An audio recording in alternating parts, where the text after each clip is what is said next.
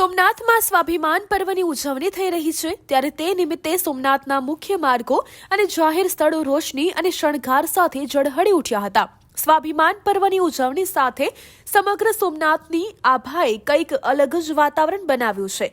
શિવ આરાધનાના સ્વર, સૂર અને સંગીતથી સોમનાથ શિવમય બન્યું છે। દેશ વિદેશથી શિવ ભક્તો સોમનાથ દાદાના દર્શન કરવા અને આ સ્વાભિમાન પર્વમાં સહભાગી બનવા સોમનાથ પહોંચ્યા છે।